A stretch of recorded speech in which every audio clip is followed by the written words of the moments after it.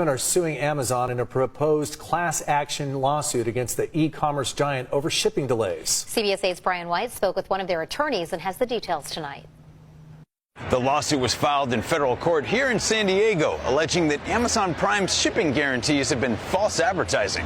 If you are going to sell a service or a product and you're going to state something as concrete as 2-day shipping, then you have to follow through. Jacob Whitehead is one of the attorneys involved in this proposed class action lawsuit, claiming Amazon Prime members who pay $139 a year for membership have been misled for years regarding shipping times. Many times you'll purchase it and say, buy now, on a thing that says 2-day shipping, and you get the product 3 days later.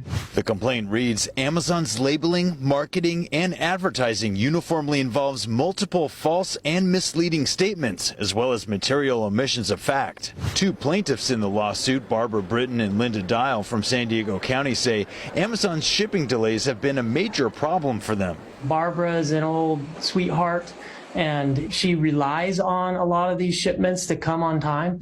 And so she actually started tracking it herself. In addition to robust consumer protection laws, Jacob says California has an unfair competition law that applies here. Amazon has a huge market share. And so when they make representations, they're squeezing other people out, but they're not actually following through at what they promised. Legal analyst Dan Eaton read the complaint and breaks down for us what damages they're seeking. The total value of all Californians at Amazon Prime memberships are refunded to Californians. Plus, because they are claiming fraud, they are seeking punitive damages. So with a potential class action lawsuit like this, just how much could the damages end up being? When you were talking about Amazon.com and you were talking about the largest state of the union, you are talking about a case in which the damages will get into the tens, maybe hundreds of millions of dollars. I reached out to Amazon for comment, but didn't hear back. And this process will play out for many months before class action certification is even considered by the judge, and it could take up to several years even before a resolution is reached. Brian White, CBS 8. Frustrated Amazon Prime customers have filed a lawsuit. They are complaining that they're not getting what they paid for when it comes to the 2-day delivery promise. It is frustrating. I've had it where I was going to go on a trip and I needed something to arrive in 2 days, and it arrived after I had left. And she's not the only one with package problems. 2 Prime customers from California filed this lawsuit claiming that Amazon falsely advertises and deceptively markets its shipping speed for 1- and 2-day shipping guarantees.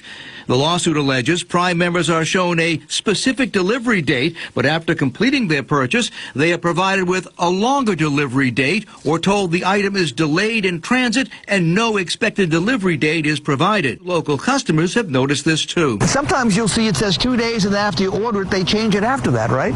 Yeah, that's true. Yeah, the delivery date changes. Yeah. If they change it after you buy it, that's frustrating because you're really expecting something to get there within the 2 days, which is why you purchased it that day. Currently, a federal judge must certify this lawsuit affects more than just the 2 people who filed it in order to make it a class action suit, which would then apply to many more who've had similar experiences. Remember the intense backlash when Amazon announced that it would be adding ads to Prime Video?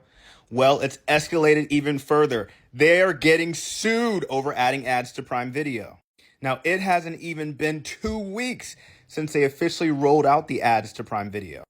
But the prosecution is accusing Amazon of engaging in deceptive practices by forcing ads on Prime Video users. Essentially, they are alleging that Amazon engaged in a bait and switch. What do they mean by this? Well, Amazon included Prime Video as part of a Prime subscription over the years, and it was marketed as an ad-free service. So the assumption on the part of the customer was that they were purchasing and paying for the full price of a service that would not have ads.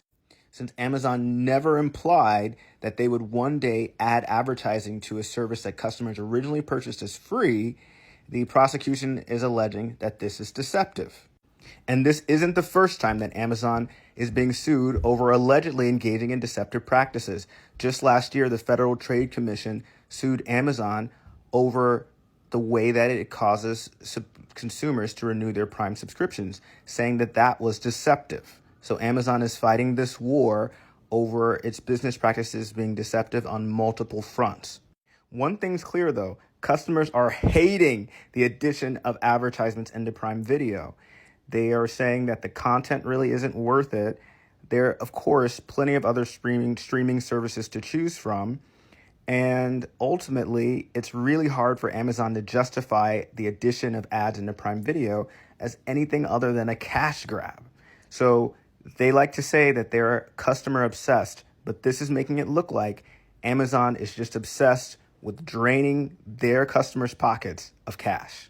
Amazon is being sued by the Attorney General of Washington, D.C. They are accusing Amazon for deliberately not offering fast shipping to Amazon Prime members who live in 2 specific zip codes in Washington, D.C., even though they are paying full price for their Amazon Prime membership. The lawsuit is claiming that Amazon back in 2022 began to impose a delivery exclusion on 2 zip codes in the Washington, D.C. area. Now, these zip codes are in predominantly Black neighborhoods, and they are low income as well. And with this delivery exclusion, Amazon would no longer deliver the products directly. They would rely on third-party vendors like UPS or USPS, which would cause the items to be delivered at a much slower rate. Of course, the issue with this is if they impose this delivery exclusion, why are they still charging customers in these zip codes full price for Amazon Prime? When you are paying for Amazon Prime, you are expecting fast shipping, either 1 to 2 day shipping, and in some cases, you can even get same day shipping. Of course, Amazon is denying this shady business practice. They are claiming that they imposed this exclusion due to the safety concerns of their drivers delivering in these neighborhoods. So they are claiming that this is just a good business practice and they weren't being deceptive or discriminatory. It will be interesting to see how this all plays out. Amazon is not new to being sued regarding their Amazon Prime service. There have been plenty of lawsuits filed against them. Some were even class action lawsuits. Let me know your thoughts on this in the comments down below. Do you think Amazon was being discriminatory by excluding these 2 zip codes, or do you think they had merit for making this business decision? Who called it? I did. It is official. Amazon is now being sued after raising Prime Video prices, with the lawsuit saying it's deceptive to charge people $3 extra after advertising Prime was commercial free for years. Subscribers must now pay extra to get something they already paid for, says the lawsuit. This will be a very interesting case that could set precedent. So for years, when you signed up for Amazon Prime, or when Amazon would advertise Amazon Prime, one of the perks of signing up for that monthly or yearly service that you had to pay extra for was that you got things like free 2-day shipping. You got things like commercial-free content. That includes movies and TV shows, meaning that when you signed up, that was included. And the reason for the lawsuit specifically is not because of prices going up, because all companies do have the right to raise their prices whenever they want. The lawsuit is specifically because the plaintiffs are saying that this service is already included in what they pay. And when you add on an additional price tag for that specific item, you're essentially charging your customers twice, because the commercial-free content was already and has always been included in the price of Prime. Bad news and pessimistic outlook, even if this lawsuit is successful, Amazon will most likely just raise their base price. Amazon Prime might become illegal. At least that is if the Federal Trade Commission gets its way. Just today, the FTC, under its 34-year-old progressive wunderkind Lina Khan, sued Amazon for allegedly maintaining a monopoly through deceptive and coercive means. But this is a bizarre lawsuit for 3 basic reasons. First, the FTC is struggling to provide any actual evidence that Amazon is hurting consumers. The FTC's case is so weak in this regard that they're reduced to arguing that Amazon is lowering prices too much for consumers, and this is somehow unfair to the competition. I don't know about you, but that's kind of what I want companies to do. Second, the FTC is unlikely to win this case on monopoly grounds because Amazon is not a monopoly in any kind of conventional sense. Sure, they control about 37% of online retail, but that's just 7% of US retail as a whole. And even that 37% is actually disappointing. It's the same as the retail share of e-commerce in 2017. Amazon has not increased its share. These were all predictions. It was thought that Amazon would swallow up half of all e-commerce, and that hasn't happened. Why didn't that happen? Well, because Amazon is facing effective competition, often from foreign-based retailers like JD, Rakuten, Shopify, and Alibaba. As monopolies go, it's pretty sad. And finally, Amazon is wildly popular with consumers. When people are asked, how confident are you in these corporations or institutions, Amazon is often right at the top of the charts. They're more popular than the police, organized religion, all three branches of government. And nearly 2/3 of all voters are generally satisfied Amazon Prime members, making this a really risky proposition for the Biden administration. Regardless, we need to talk about this article. The FTC is going after Amazon for signing up people for Prime subscriptions without their consent. But my favorite part is the FTC chair is the youngest chairwoman they've ever had. Her name is Lena Khan. Look her up because she's about to be your new favorite. She made her name going after big tech. And this is really important, I think, because you have somebody in this position who understands the nuances of this whole industry. You don't have somebody who's like a boomer being like, how does Facebook make money? You have somebody who knows how this works. She's also part of this growing, what she terms the brand-based movement, which is returning to imposing regulations on monopolies, which is like old school, right? We haven't had a lot of regulations since Reagan, where it's like, take these regulations out of the market because it's bad for the market. But as we've seen, things aren't working out so hot. But I mean, as we've seen, if you're not regulating the market, these huge monopolies come in and just take out everyone. So then we don't have choice. That's not a good thing. So I think what's starting to happen is we're entering a new era, like socioeconomic paradigm that we're going to live through. Like millennials, like, I can't live through more history, but we are. And I think this article and this that they're going to do is like shots are fired. It's the beginning. Amazon is in hot water. The Federal Trade Commission is moving forward with its landmark antitrust suit against the corporation. Amazon has been trying for months to get this case thrown out in court because it probably doesn't want to answer to the FTC's claim that it uses its power to overcharge merchants and stifle competition. But now, according to the FTC, all of the ways that Amazon illegally maintained its monopoly and the harms that this causes, like suppressed competition, higher prices for shoppers, higher prices for sellers, all of that will be on full display at trial. This is one of the most significant legal challenges to Amazon in the corporation's nearly 30-year history. Amazon has been sued by the FTC. They've basically alleged that they're tricking us in order to continue our Prime services. They say that they're using these dark patterns in order to dissuade or use psychological user interface in order to prevent us from actually canceling our service. Now, the FTC is allowed to regulate this kind of activity. So for example, if you have a subscription service, you have to make it clear and conspicuous that it is a subscription service, that you're going to be charged monthly or yearly or however it is. Now, the FTC in this case has gone a little bit further because they're saying that it's not that they're not only not disclosing enough, but also they're manipulating and trying to trick the customers from not being able to cancel. Now, I have to admit, I'm not sure anyone really wants to cancel their Prime service, and that's what Amazon says, is that we're not tricking anyone. It's just that customers love our service. If you're a brand that employs any type of subscription service, you're going to want to watch this. This is Ashley, your fashion attorney, former Assistant Attorney General for the Office of Consumer Protection in the District of Columbia. Ooh, that's a long name. And your fashion attorney, and I am here with the tea. The FTC, or the Federal Trade Commission, which is the federal government agency that is tasked with enforcing antitrust and consumer protection laws, recently filed a lawsuit against Amazon.com. The FTC alleges that Amazon is in violation of the Federal Trade Commission Act, as well as the Restoring Online Shoppers Confidence Act, or ROSCA. ROSCA requires that brands clearly and conspicuously disclose all material terms of every transaction before obtaining a consumer's billing information. ROSCA also requires that they receive express, informed consent from their consumers before making a charge. And lastly, ROSCA requires that there is a simple mechanism for canceling any recurring charges. This is very important for brands who employ any kind of subscription plan as a part of their business model. The FTC alleges that Amazon used manipulative coercive or deceptive user interface designs, or what is called dark patterns. By using dark patterns, Amazon allegedly tricked consumers into signing up for Prime memberships. The FTC alleges that Amazon then used a 4-page, 6-click, 15-option cancellation process, making it extremely difficult for consumers to cancel their Prime memberships.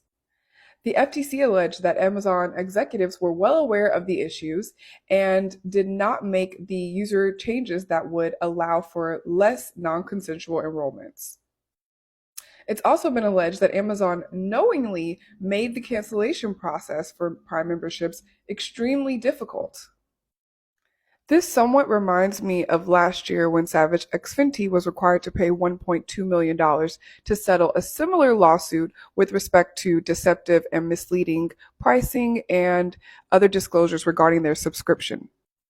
So for brands who offer any type of subscription service, make sure that you are compliant with state and federal consumer protection laws, that you are making the proper disclosures, and that your consumers are well aware what they're signing up for, how much it costs, and how they can cancel. And that's the tea for today. Like and share for more. A $139 annual membership fee is supposed to deliver convenience, not inequality. But according to a lawsuit filed by the District of Columbia, Amazon cashed in on residents of two predominantly black neighborhoods, Ward 7 and Ward 8, all while secretly yanking away the very services they were paying for. The lawsuit claims that starting in mid-2022, Amazon stopped using its own delivery network for zip codes 20019 and 20020, two majority black neighborhoods, switching instead to slower third-party carriers like UPS and the United States Postal Service. Yet Prime members in these neighborhoods continue paying for the promise of 1-day, 2-day, and same-day shipping, services now largely unavailable to them. This change was never even communicated to these Prime members. Nearly 50,000 Prime members in these areas already facing limited options and reliance on delivery for essentials found themselves waiting days for packages while Amazon acted like nothing had even changed. In 2021, 72% of Prime deliveries to these areas arrived within 2 days. By 2022, that number had plummeted to 24%.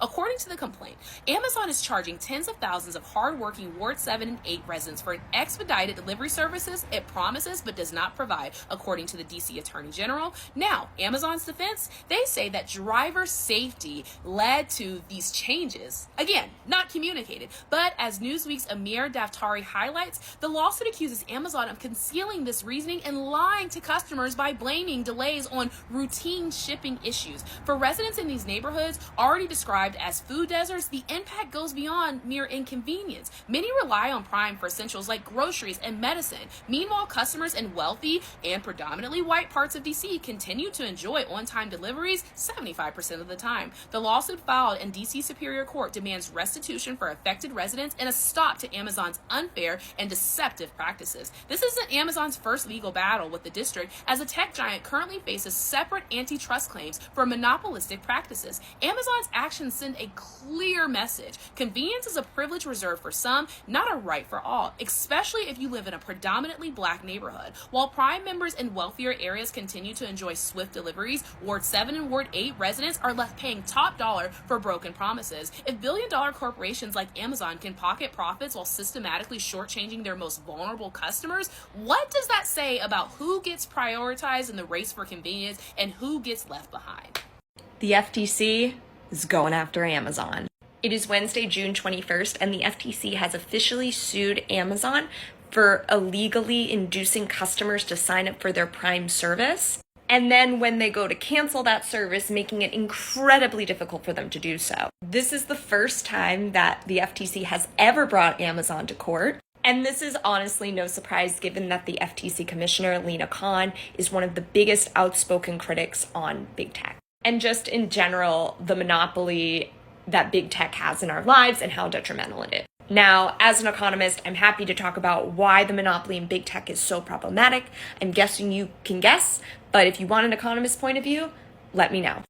On Wednesday, the Federal Trade Commission has sued Amazon for using deceptive tactics to try and sign up customers for Prime accounts, and then made it extremely difficult and hard for the customer to cancel their subscription.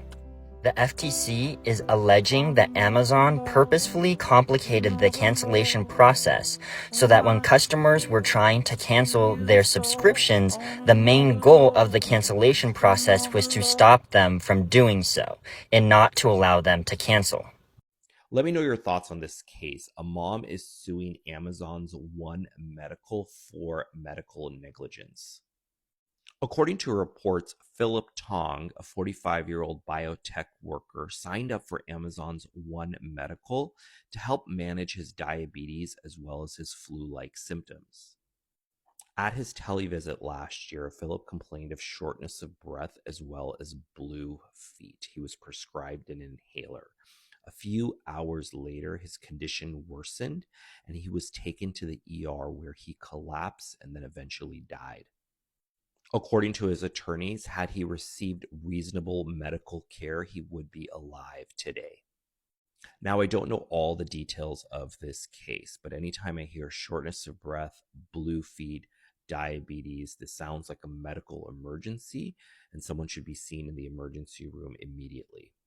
Remember, there are always limitations to televisits. Let me know your thoughts on this case. Take care.